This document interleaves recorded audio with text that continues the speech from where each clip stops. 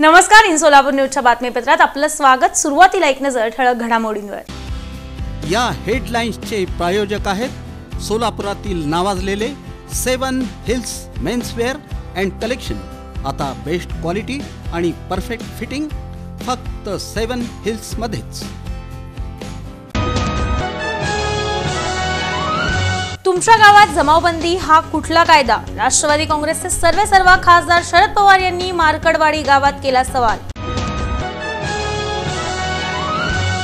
सोलापूर शहर मध्य विधानसभा मतदारसंघ भाजपचे आमदार देवेंद्र कोठे यांनी विधान भवनात आमदारकीची घेतली शपथ।